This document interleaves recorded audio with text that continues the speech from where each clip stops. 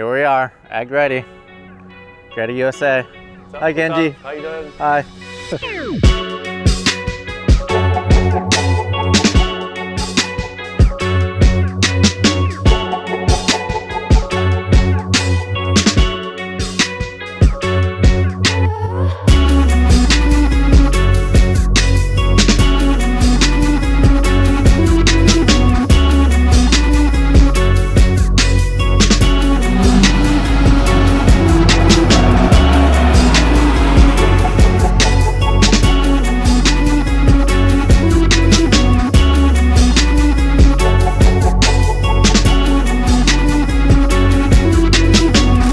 What's up guys, Chen here. Welcome to another episode of Hoonigan Autofocus.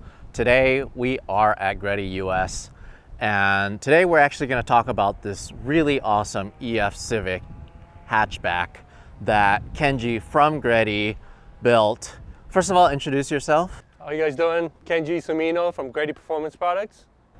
Dude, this car, I actually had a chance to see it at a Hot Wheels event when it was partially built. I think you pretty much finished 90% of it, but there was still some things that you had to button up. Right. But I said, as soon as it's 100% complete, I have to feature it. And now we're here. Tell me the story about this thing. I think you were telling me this is pretty much like your dream Civic build. Pretty much. So my first car was a EF. It was a DX automatic. Got into more the audio stuff. And from there, just kind of got into more the street racing scene. So all the audio went out and all the different performance upgrade went back on. But while it was automatic, did try to do a lot of upgrades myself, lowering it, getting like Jackson headers. But then being automatic, it was kind of lame, and a lot of my neighbors had like SI, and they were upgrading throttle bodies and started doing like port jobs and things like that, and got more heavily into it, where we did the engine swap back in the day with Toy Sport. We found a Jdm ZC engine, which already had a HKS manifold already on there for turbo. So we decided to go turbo and converted it to manual. So essentially the EF Civic pretty much got you into the tuning industry. Yeah, so exactly. So this car was the reason why I'm here today, actually. We're here at Greddy, got into the whole car scene, performance side of things. This car was kind of, I completely forgot about it. A few years ago, went to IBOC meet and saw a clean EF. And I took my sons with me, and I was explaining to them, like, I was so amazed how clean some of these Civics were at these shows. And I was explaining to my kids, wow, okay, I need to get one, I think. And 2 weeks later, on Craigslist, I found one, and here it is now. But never thought I would build it again. But once I started looking into it, like, okay, I want to build something, a clean EF, kind of was influenced by and inspired by a lot of the clean builds. Today's Honda scene's like pretty crazy compared to what we used to have. What is it, kind of like 20 years later that you got 25, you got rid of the DX, and this many years later, you've made it in the tuning scene, you've made a name for yourself. You ran a Formula Drift team for so many years. Right. You've built some amazing SEMA cars that we've really had a chance to enjoy featuring. What year is this? This is 90. 90 EF Civic. You got it on Craigslist. So let's kind of start out with outside of it, because I think now, after all of this, after all the things that you've learned over the years, you've kind of applied it to this car, right? Right. So let's start with the outside. Yeah. Aesthetically, what do we have here? I'm not much of a Honda guy. I know a little bit. Right. But I know that there's a lot of special parts on this car. So back in the day, in the 90s, there were no such thing as JDM, and we didn't have access to a lot of the parts from Japan. We knew they were different in Japan compared to what we have here, but we didn't know how to get those type of parts here back in the 90s. So we would kind of make it and try to copy what Japan's doing. But now there's so many things available here and influenced by, you know, the tuning scene in Japan, and almost flipped backwards, where a lot of the popular, you know, modification and things like that here is going back to Japan. But as far as the exterior goes, this whole front end is a JDM Civic. So it's the hood's different, the headlights, the bumper, the trim, the turn signals. These are all the Japanese SIR spec parts that I was able to find on Yahoo auctions. And luckily, when I started building this car, a lot of these parts were still available. You look for it now, it's almost impossible. Like, it's getting really rare, and this is only 2 years ago. So I got lucky that I, you know, started this build when I did, because right now it would be hard to build something like this, even some of the interior pieces. But the fender, the hood, the headlights, the bumper, even the radiator bracket, that the front bracket T-bar is Japanese spec. So all that has to be, but luckily it's all bolt-on. The hood is raised here for the, instead of going down. Difference is the single cam and the dual overhead cam. So the valve cover is bigger, obviously wider, so it's raised here, where the USDM is a different hood. It's just these slight little differences. Right, That's right. kind of what I love about seeing these very intricate Honda builds.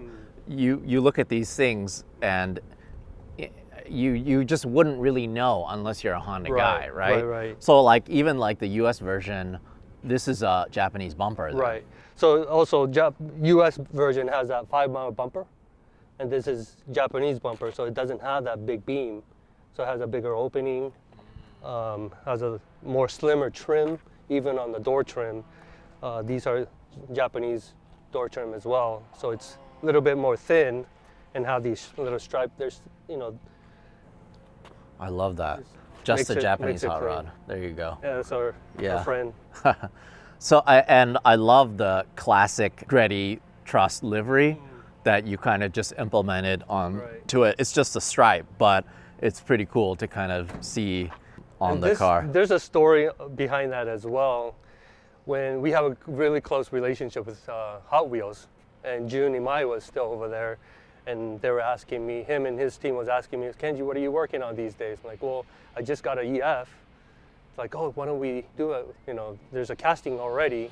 Do you have a livery? Do you have anything in mind? And it was still bare chassis, so we didn't have any design. So we started designing it, and the Hot Wheel actually came out before I completed the car, but this whole stripe design was done by Kevin in-house. We were going back and forth, and it was just, I wanted something subtle and clean, nothing loud, and this is what we came out with. And you know, Hot Wheels decided to make a Super Treasure Hunt version of it. So. That's a first. I have one, and I'm so appreciative of that model. But the thing is, I've never heard of a car coming out first, and then you have to basically build the car in existence. Like, you actually have to build it so it exists. So I had a little bit of pressure trying to get it done, but you know, we got it done and made it to that Legends event. That was one of the special moments for me as well. I think me and Chris Marion from KW, we both had our cars, you know, the full scale one and the Hot Wheels, and then we were able to take a picture in front of that big car, you know, the backboard. Yeah. So that was a very special moment for us. Very cool. Yeah. So let's move to the back here. In terms of special parts in the back, I'm guessing that roof wing is. Yeah, so this is different. This is a replica. I don't even know who designed this first, but it's a bigger wing, kind of like the Osaka JDM style compared to like what the stock is. It just, I think, finishes the car a little bit better with a, you know, bigger wing than, you know, the original one. I've been always eyeing, there's so many variations, so it's kind of hard to decide on which one, but I like this design where it bolts up. It replaces the factory wing, where a lot of them kind of goes over the factory wing, and you have to like drill it and rivet it and all that. So this is kind of just a replica. I don't even know what brand it is. I just found it, but. And then what about the bumper? The bumper is JDM bumper as well, with the factory trim on the bottom. So it's all Japanese spec. again, it's not the 5-mile bumper, so it's a little bit more slimmer. Yeah, it just kind of completes the car. Yeah, I like the clean look. I like the wiper delete and little things like that. And you guys are running your exhaust, of course. Actually, no, this is kind of like a modified exhaust from a different brand, but I like the layout, but I put the Greddy tips on it. Oh, okay. Yeah. All right. So it is Greddy tips. Yeah. But it's a different exhaust. But Greddy one coming soon. Yeah. Okay. All right. That's good to know. Well, this is my favorite feature right here. The favorite part of my the EF, the tail lights. Uh-huh. A lot of the 80s, late 80s and 90s cars, the tail lights, the rear of the car, there's something about them. Even the FC that we're going to take a look later, it's just the rear end of the cars, the way they used to design the tail lights, and it's probably one of my favorite era. And this is my favorite part of the whole, car. Is this a Japanese tail light? Yeah, Japanese tail light. Wow.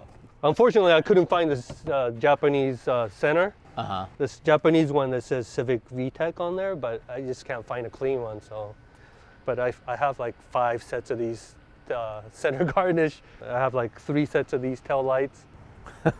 Trying to get the cleanest one. Yeah. And I think a lot of the old school Honda guys have like a bunch of spare parts and end up collecting a lot of them. That's so cool. And I love the SIR badge too. Very cool. And one really big feature on this car that you actually had a chance to tell me a little bit about during the Hot Wheels event are the wheels. Tell me about the wheels. So this is SSR Neos. This is from back in the late 80s, 90s. One of the wheels that was very popular next to maybe the SSR fins, the EXC. It's a magnet key. It's locked center. I got the key in here. Wait, so you actually have to use a magnet to take these wheels off? That's kind of like the security feature? Exactly. And also like dress up. So this is a magnet key, and this opens up. Opens up this here. This lock. Oh. And then this thing comes off. Oh, that is so cool. So that magnet key basically locks this. There's teeth that comes out and locks into that. Oh, wow. I've never seen that before. It's pretty cool because it gives it almost look like a center lock look. Right. So if you turn the key, those jaws comes out. Oh, I see that. Yeah. See that? Yeah. Wow. Then you got access to the lugs. What a special feature. So where did you actually find these wheels?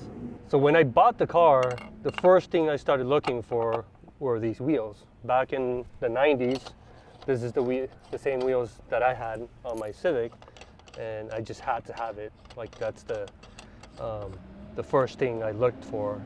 And luckily, I found them brand new, never been mounted. Some guy, Ernie, had it in a storage, and it cost pretty much as the car, but it's something that I had to have for this build.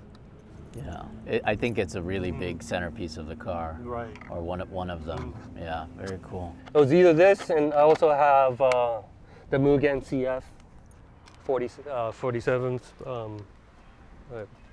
Let's check out the engine bay. There's just so many little things about this car. This car was never meant to be an expensive car, right? It was just kind of like an ordinary sporty car. Right. But under $20,000. After all these years, it's become something so special, and it's become somewhat of a collector car. Right. Now people like you are actually putting the time and effort into restoring these. Oh, this is so cool. So did you actually have to take this down to bare metal? No, not bare metal, but to bare chassis, and got it painted inside out. Wanted, a lot of the clean Hondas out there, they have beautiful engine bay, and I had to have that too. So I wanted to, even like the shock towers and everything, just shiny and painted, clean. I didn't do the whole shaving that a lot of the guys do. I like that look too, but I didn't. I was too lazy actually. But I think just keeping it original look, but kind of like a like the resto mod type of theme with the, it is a B18. Yeah, I mean, plus you're not ruining it either. You're still plugging up some of the holes, but you're not ruining the chassis. It's still pretty original, right? And you're just improving on it, right? So this is the part that really gets me. This is the part that when I saw it, I could not believe that you did anything like this. This is the first time I've ever seen any build like this. At first glance, I look at it and it looks like an NA car, and that looks like the airbox. Right. But that's completely far from it. And this is one of those things where you've learned all of these special tricks and tips from over the years, and now you incorporate it into this build. So tell me about this. Yeah. So this is actually my water to air intercooler. Like I mentioned, the front end is a JDM bumper, and it's getting really rare and hard to find. And for a turbo setup, intercooler usually sits in the front. But I didn't want to cut the grill. Usually have to cut the grill because there's not enough room for an intercooler to sit behind this. So I was looking, and Phil here too, Greddy, we're looking like, oh, why don't you try that intercooler setup with water to air, but cool the water going into the intercooler with the AC system. Kind of like the Dodge Chargers. Some of the newer cars have, like a lot of domestic cars have supercharger, water cooled on the intake manifold, and that water is being chilled by AC system. And I started looking into it, and I found a pretty good setup where I could maybe try to incorporate that system. And me being 48, I wanted AC system no matter what. So even with the front mount intercooler, I was still going to run the AC system anyways. So it's like, hey, perfect. Let's just try to see if we could make that work. And then started doing the research and found a pretty decent size intercooler core that would sit kind of like the air stuck airbox. And now it's working. So with a full boost running, the intake air charge is in the low 80s. So it's working pretty good, and I got full AC blasting in the cabin, and it's something, it's different, and I'm pretty proud of how it came out.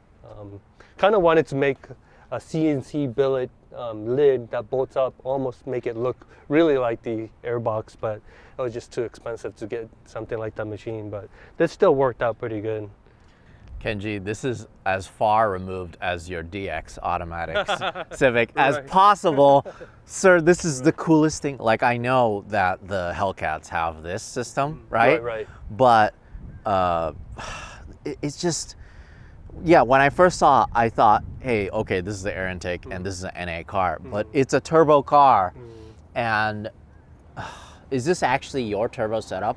Yeah, so this manifold is the old Integra turbo kit that we used to have, now discontinued, but we had one laying around in our warehouse for the longest time, and I kept it. As soon as I got the car, I was like, oh, I could use that. So it is a little bit restricted, but for the power that we're making, the engine's fully built by D-Sport. They had a lot of engines laying around, and they heard about me building a Civic, and like, Kenji, I have one. Mark Farrar told me that he had a engine that he could put together, fully sleeved. This engine could pretty much, it's built to make 1,000 horsepower if I wanted to, but wow. It's detuned for about 350. Oh, that's it. Yeah. But I mean, that's more than enough for this car. Well, I only have 15 by 6. These Neos are 15, so I'm running on 195 50 15s. I can't even use that kind of power with these. So maybe eventually I'll get like a track set up for the wheels, and try to put some of that and have fun on the track too. But I haven't got up to that yet. So forgive me for being stupid about Hondas, but what motor is this and how many liters? Yeah, this is B18C out of Acura GSR Integra.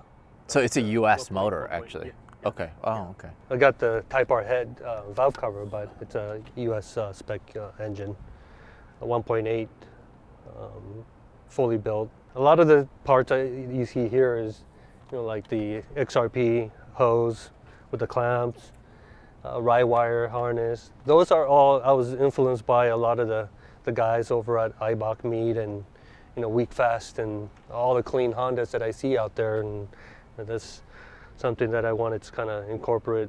It's kind of interesting because in a way this is like the best of the US scene put together, right? So you have a US motor, you have a US wiring harness, you have all of these little things that are US based to build like a Japanese car, which I think is pretty cool. Yeah, I think, like I mentioned earlier too, like a lot of the tuning and performance, high performance, even like going down to like the drag racing scenes, that's where I started too, battle the imports. With all the parts that we have access to here, even like down to like the plumbing, like the hoses and motorsport grade like harness, you don't see anything like that in Japan. And I think I'm able to kind of put some of that and then tie it into some of the Japanese, the JDM style together to kind of complete this car as a so-called resto mod, Japanese hot rod basically. Yeah. Wow. I love that. Yeah. What kind of fuel is it running then? Right now, regular pump gas, but eventually I'm planning to run E85, like a flex fuel setup. It has a Honda S300, which makes it really easy to do the tuning. I could use flex fuel sensor to, handle the E85 as well. For turbocharge, it's easier and much better for tuning and making that power as well. But that's down the road again. Yeah, this is an ongoing project.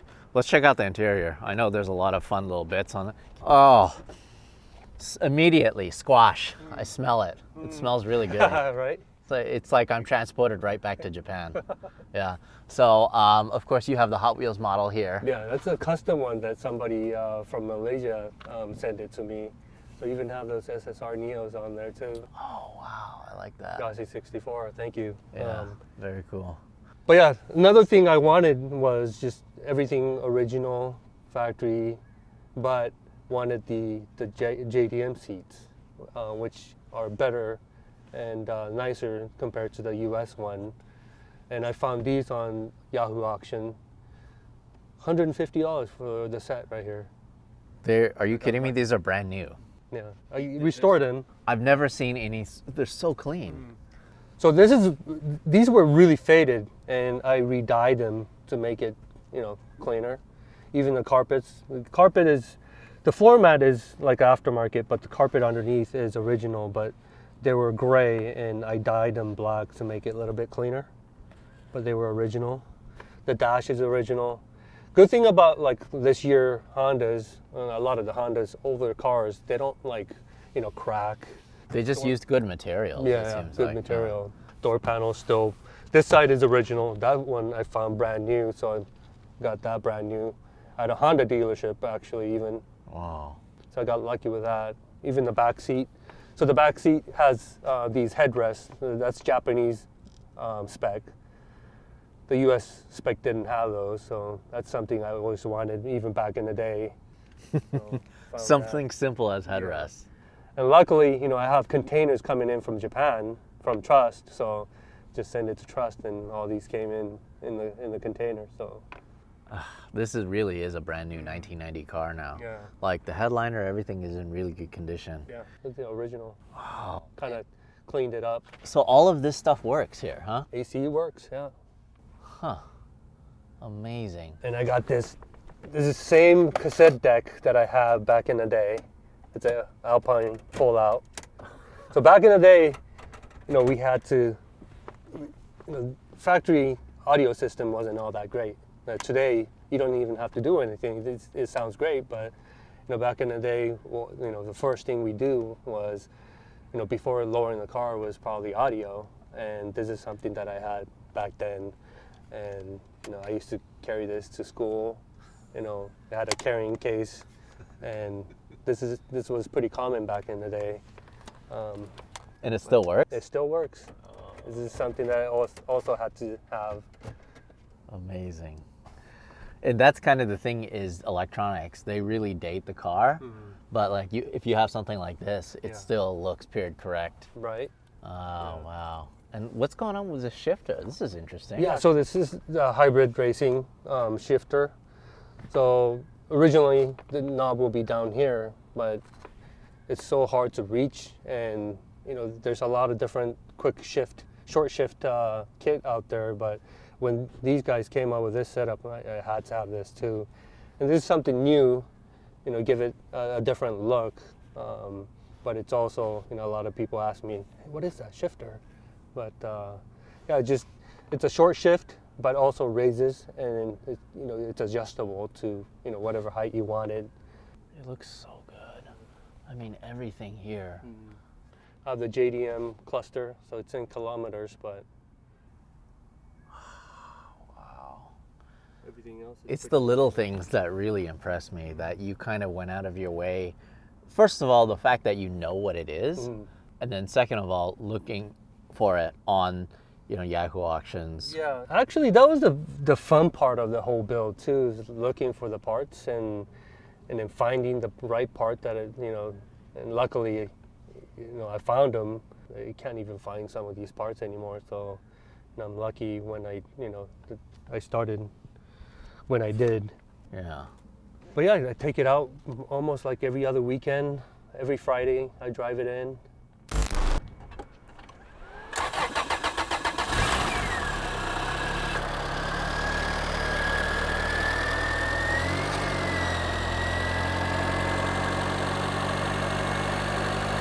Should we go for a ride? Should we go for a ride? Sure. There you go. It works still. That's right. Amazing. This really is like a brand new car, guys. I cannot believe how clean everything is. All the surfaces, all the plastic looks brand new. Oh, that is so cool. And I love how you've incorporated like the newer parts with the older parts. It just works. Yeah. It just looks right. Right. This thing doesn't have power steering, so it's kind of heavy, but that's pretty cool. I'm sure you could feel the road better, huh? Yeah, but I'm thinking of putting a power steering in there. Like electric? No, just they have a power steering, you know, version of these, so it's just a matter of putting it in. But so originally this is a cable clutch system, but converted it to hydraulic, and Hush Performance has a kit, but I have always Geiken twin plate, so it's pretty stiff. So if I get stuck in traffic, it's kind of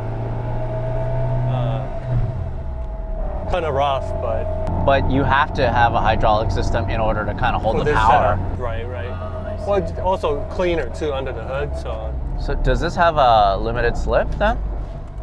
Yes, well, it just has a OEM. I haven't upgraded the LSD yet, so it just has the factory LSD in there. Wow.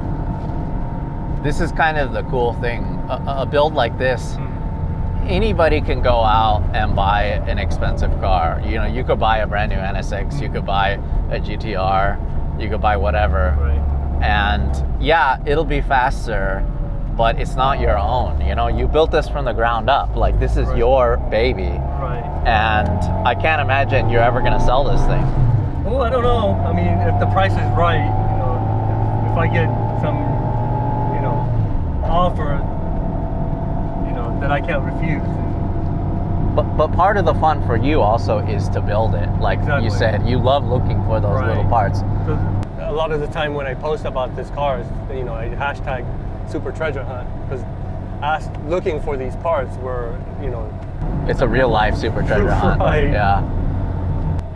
But I don't know, you know, being at 48, cruising in a Honda Civic hatchback is a little, you know, kind of weird. And at first I was kind of embarrassed driving around, but you know, I got used to it and I do enjoy it. But you know, the FC that we're gonna take a look at later, I think I like driving that car more. Yeah, but this is kind of the thing, is you get looks from everyone, but a different kind of look.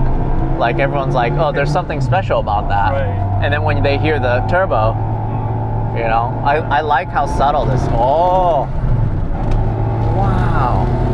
And that sounds so good too. It's pretty quiet. Yeah, I like it. Yeah. Yeah, I like how subtle it is. I like that raspy Honda, tuned Honda sound too, but this one is really quiet because, one, it's turbocharged and I have a full exhaust system. Right. So it's pretty quiet. So, I don't have to really worried about my neighbors. And is there any lag at all then? The size of the turbo is pretty good. So. Wow, and you're just doing that pull for 3,000 RPM, and it's already starting to. That was fourth gear too. Yeah. Wow. Impressive. It's pretty. What a cool car. Oh yeah. Oh man. Heck yeah, this is it right here. You feel the AC? Yeah, it's so it's actually cooling the intake charge first. Before going together. It's the same time. Yeah, it's like running parallel. Oh, yeah. Okay. So this air is what the intake is. It's feeding the intake, right? No, actually, well, it's similar. Yeah. But the gas, AC gas, runs through the heat exchanger, which is in the wheel well. The same gas that's going in through the evaporator in the cabin. So the same gas is chilling the water and then also the air. Okay. Wow. Because the benefit is more than the parasitic loss of having AC, right? Right. Yeah. Right. Wonderful. That like technology.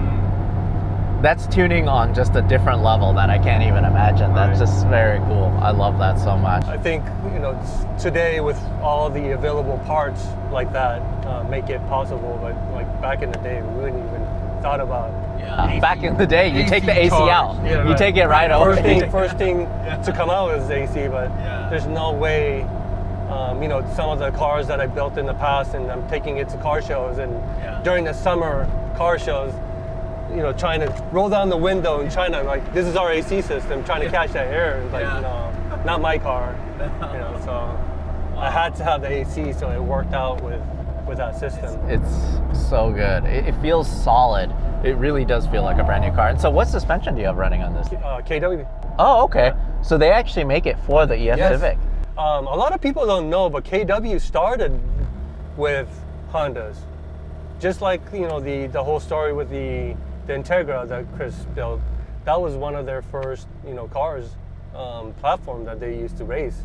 And they still had a system for this as well. I had to modify it a little bit because of the ride height.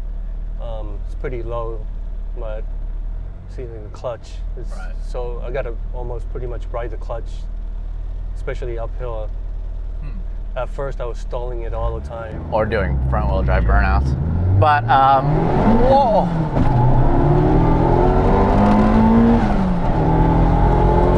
Oh my God, this is fast. Not bad. Right now it's only like 6 pounds of boost.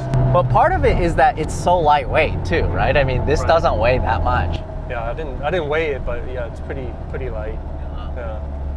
Yeah, so I did have a chance to see, I think they had a Honda Accord touring car too, KW. And also an Integra version too. Right. Yeah, which that is pretty cool.